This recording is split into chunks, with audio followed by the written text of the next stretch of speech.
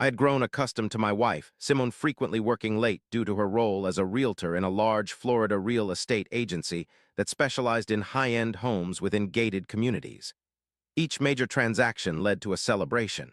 However, at the time, I didn't consider this an opportunity for deception. My small construction company often collaborated with Simone's agency, bringing buyers and constructing their new properties. On completion of a project, we would hand over the keys, and the agency staff would typically assemble in the office to congratulate the new homeowners.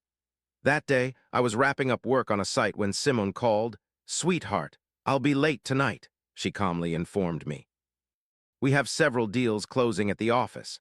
The boss is hosting a small reception with champagne and client congratulations, as usual. Feel free not to wait for dinner." "Head to bed," I replied affirmatively. Peacefully, I resumed my tasks. At that moment, nothing about it caused me discomfort. Similar events had transpired previously. After work, I drove home as usual. En route, an idea popped up. I detoured towards the nearest grocery store and purchased an extravagant fruit platter and a fine bottle of wine. I planned to stop by Simone's office for a brief while, compliment the clients, and greet her boss. I aimed to personally congratulate her new clients, shake hands with the agency boss, and remind them that my construction firm was a dependable ally for their business. As I arrived at the building, I spotted my wife's car parked there promptly. I grabbed the basket, secured my vehicle, and headed towards the main entrance. However, upon entering, I was met with absolute stillness. Even for a moment, I paused, taken aback by the situation. Normally, following the completion of significant deals, this place buzzed with excitement. There'd be laughter, lively chats, and the sound of glasses clinking together. Someone would be enthusiastically discussing upcoming construction projects. Pictures would be taken with satisfied buyers, grinning next to our vibrant banner. However, currently there was a stark silence. In the deserted reception area, only one receptionist was present. I approached and politely inquired, "Good evening." "Where is everyone?" The receptionist looked puzzled. "I thought Simone mentioned that you were hosting a small event here today." The receptionist appeared perplexed. "What event?" "Your wife informed me that she and Mr. Reid had gone out this morning to inspect the model homes in our new gated community by the lake."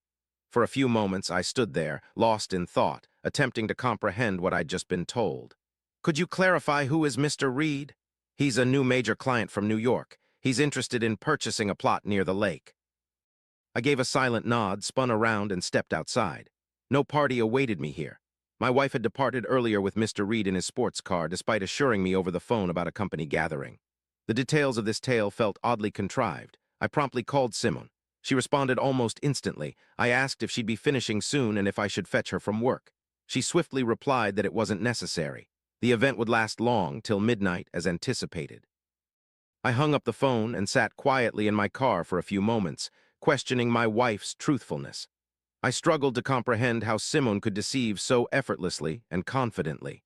I lightly pressed the accelerator and exited the vacant agency parking lot. The nearby lake community was only 20 minutes away. It was just after 7 in the evening. Traffic was minimal on the road. I arrived at the main gate. By this hour, all laborers, contractors, and construction teams had departed for home, leaving the vicinity almost silently tranquil.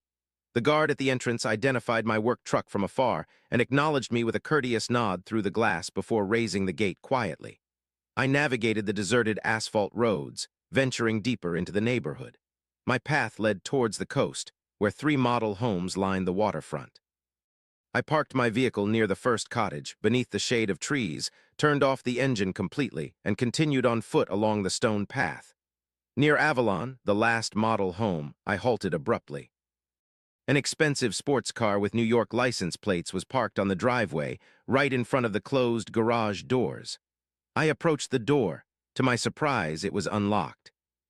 I entered a sizable living room via the hallway, boasting expansive panoramic windows overlooking the lake. The air was scented with fresh renovation aroma and the distinctive fragrance of my wife, Simone. On the costly white quartz kitchen island, 2 partially empty mineral water bottles and a promotional folder from her agency adorned the surface. Nearby, on a tall bar stool, a casual men's linen jacket was casually draped, and a petite leather handbag rested on the stone countertop's edge. They were present. Simultaneously, I heard a gentle splash of water and a distinct man's laughter emanating from the dock by the lake. visible through the massive panoramic window of the living room. Stepping nearer to the glass, the romantic ambience of the wooden dock bathed in the soft light of the evening sunset was magnified through the crystal-clear window. At the end of it, with legs dangling nonchalantly towards the water, I spotted Simone and a man in an open white shirt, most likely her client, Mr. Reid, owner of the sports car. My wife spoke enthusiastically and animatedly to him, moving her hands as she talked, while he leisurely smoked an expensive cigar, releasing smoke rings and smiling blissfully in response. A half-empty bottle of dark wine and 2 glasses were placed on the pier's boards nearby. For a moment, I observed this peaceful tableau silently before pulling out my phone from my pocket, recording the scene as a video, and leaving to go to my car. As I walked, I pondered how, upon Simone returning home, I would play back that video for her and bluntly ask, is she this charming with all her new clients during design consultations? What kind of professional approach is that? And most importantly, why did she feel the need to lie about a business meeting at the office? In the morning, I woke up before my usual time. Simone was already getting dressed for work. She quietly sipped her coffee in the kitchen, perusing emails on her phone. I silently seated myself opposite her, placing my own device on the table. Have a look, I said succinctly. She tapped the screen and studied the video from the dock for a few moments. Afterwards, she paused the recording and looked at me. Her expression was tranquil, without any hint of fear or bewilderment. Were you trailing me, Garrett? She inquired calmly. Did you intentionally come to watch me? I remained silent. I confessed about skipping the office party, Simone elaborated, because if I had told you immediately that I was attending a private meeting with a New York client buying one of our costliest development plots, you would have launched the exact same fit of jealousy. She took a small sip of coffee and continued her calm discourse. Occasionally, significant deals necessitate casual conversations. Affluent clients appreciate attention. They desire your company for conversations beyond business, specifically contracts, but it doesn't imply any personal feelings towards you. She directly addressed me. I'm simply performing my duty to secure the best construction contracts for your firm. Instead, you behave as a possessive skeptic. Her words held a hint of sarcasm, yet they contained an underlying truth. Over the years of working together, I've witnessed numerous times how deals can get costly. Dining together, strolls around properties, luxurious restaurants, golf games, yacht rides. In the realm of high-end real estate, the boundary between a sale and personal interaction frequently blurs significantly. Upon revisiting the video call, I noticed a different perspective. In the recording, Simone was merely seated beside a client, conversing and laughing. No signs of affection, no acts suggestive of infidelity. I returned my phone to my pocket. One morning, Mr. Reid visited our new lakeside community for the first time. Simone personally drove the client to the location in her vehicle, while I observed them closely. They strolled leisurely around the prospective neighborhood, pausing at information kiosks, examining the master plan meticulously, and deliberating over lot layouts. No extraneous movements or accidental contacts occurred between them. A professional boundary was maintained. I felt myself gradually relaxing. Perhaps Simone was indeed truthful. Her reputation as an effective salesperson was well established, which explained why the agency entrusted her with their wealthiest clients.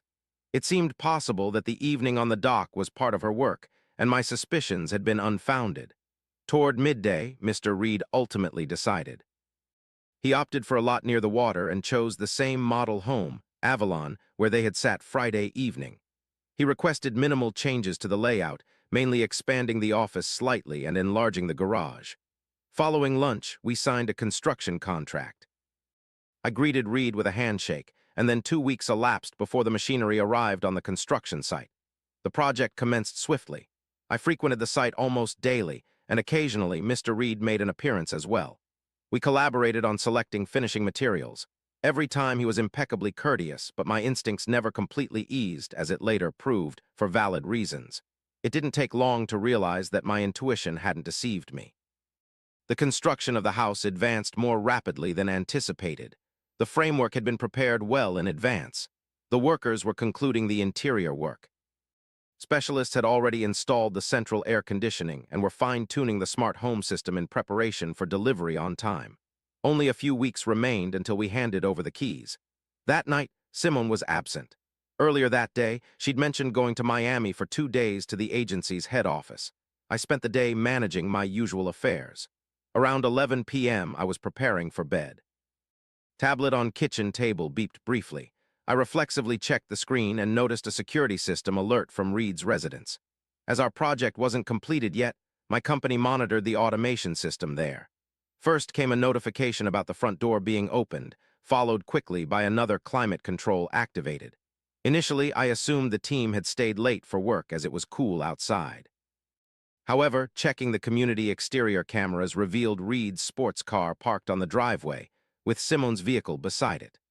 The time displayed at the bottom right corner confirmed it was 11:07 p.m., stirring a chill within me.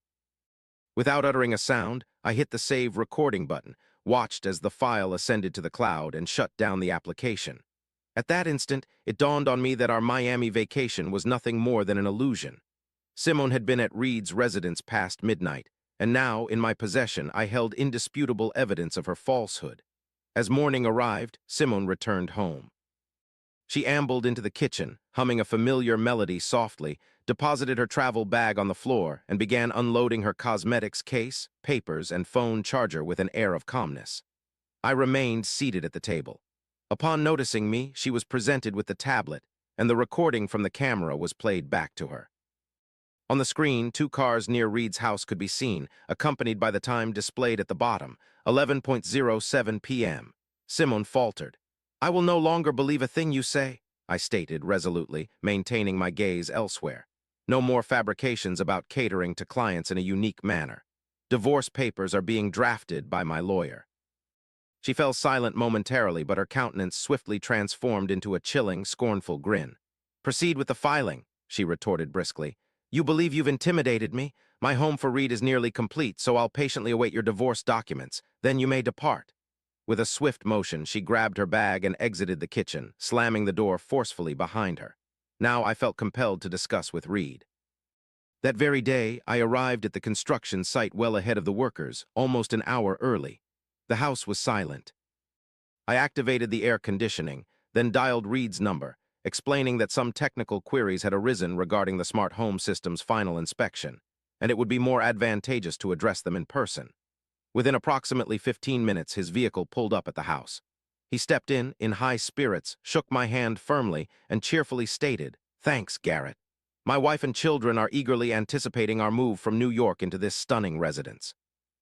This marks a fresh chapter in our lives, uncharted territory for our family." Despite having children and a wife, Reid harbored no intentions of divorce, a fact that left me stunned. Since she believed this house was meant for the two of them, Simone remained clueless about his plans.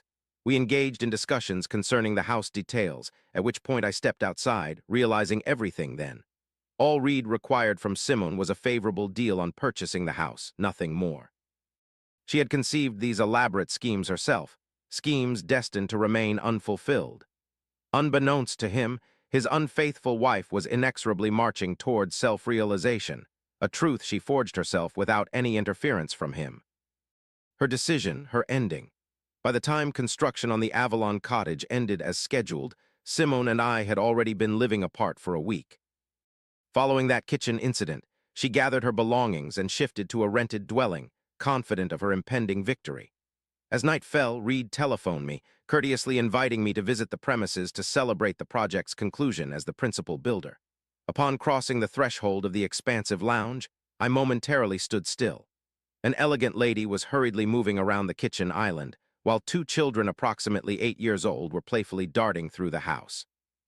This was Reid's family. Within a mere 30 minutes, Simone entered the room.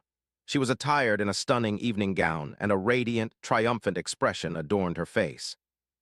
It was evident that she had envisioned an entirely different romantic scenario for this night. However, reality struck her harshly.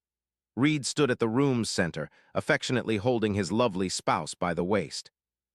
Amidst modest cheers from a small gathering, Reid declared that his cherished wife and sons had relocated from New York into their desired home.